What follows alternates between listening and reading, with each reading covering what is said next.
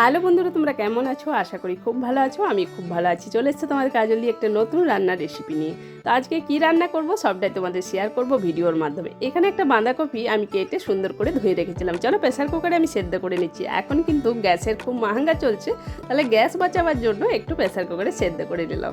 এটা শুধু গ্যাস বাঁচলো না, আরেকটাও কিন্তু সুবিধা হলো। বাঁধাকপির থেকে যে একটা গন্ধ বেরোয় সেই গন্ধটা কিন্তু চলে যাবে। তো চলো, বাঁধাকপিটা কিন্তু খুব সেদ্ধ করা যাবে না, নয়তো গ্যাদগিদা হয়ে যাবে। একটু শক্ত শক্ত রাখতে হবে। তো চলো আমি ঠান্ডা জলে এখন সুন্দর করে এটা ঠান্ডা হতে দেবো। এদিকে দেখো আমি কড়াইটা যেটা চাপিয়ে দিয়েছিলাম প্রায় গরম হয়ে গেছে। চলো সরষের তেল আমি কড়াইয়ের মধ্যে দিয়ে দিচ্ছি। এখানে বাঁধাকপি রান্না করার জন্য নিয়ে এসেছিলো দুটো কাতলা মাছের মাথা। কাতলা মাছের মাথাগুলো আমি 4 ভাগ করে নিয়েছিলাম। সুন্দর করে নুন হলুদ মাখিয়ে নিচ্ছি। এদিকে আমার তেলটা প্রায় গরম হয়ে আসছে। আমি প্রত্যেকটা মাছের মাথা কিন্তু তেলের মধ্যে দিয়ে দেবো। যতক্ষণ না ভাজা হবে ততক্ষণ আমি এইভাবে নাড়াচাড়া করব। সুন্দরভাবে ভাজা হয়ে গেল একটা থালার মধ্যে তুলে দেবো।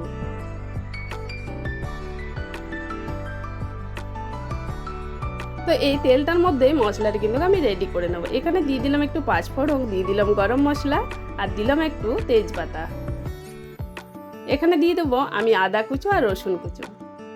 তারপরে দিয়ে দিলাম একটু পেঁয়াজের কুচো, দিয়ে দিলাম দুটো কাঁচা লঙ্কা চিড়ে। যতক্ষণ না লাল হবে ততক্ষণ এটাকে আমি এইভাবেই নাড়বো। এদিকে দেখো মশলাটাকে রেডি করার জন্য একটু বাটিতে জল নিয়ে নিলাম। এখানে দিলাম জিরে গুঁড়ো আর হলুদের গুঁড়ো। ডাইরেক্ট তেলের মধ্যে মশলাটা দিলে পুড়ে যাবে, তার জন্য একটু জলে গুলে নিলাম। এদিকে দুটো টমেটো কেটে রেখেছিলাম, টমেটো দুটো দিয়ে দিলাম। একটু দিলাম স্বাদ মতো নুন। তারপরে দেবো কালার আনার জন্য একটু কাশ্মীরি লঙ্কার গুঁড়ো। সুন্দরভাবে নাড়াচাড়া করব যতক্ষণ না তেল আসে। স্বাদ আনার জন্য দিয়ে দিলাম 1 চামচ চিনি। দেখো চারিদিকে কিন্তু খুব সুন্দরভাবে একটা তেল ছেড়েছে।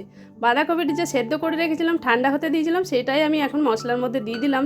সুন্দর করে 2 হাতে কষকিসা করে নিংড়ে আমি কড়াইয়ের মধ্যে দিয়ে দিচ্ছি। চলো নাড়াচাড়া করব যতক্ষণ না মশলার সঙ্গে মাখা মাখা মিশছে। এবার দিয়ে দেবো ভেজে রাখা মাছের মাথাটা। তো এখন নাড়াচাড়া করে আমি 5 মিনিটের জন্য একটা থালা ঢাকা দিয়ে দেবো।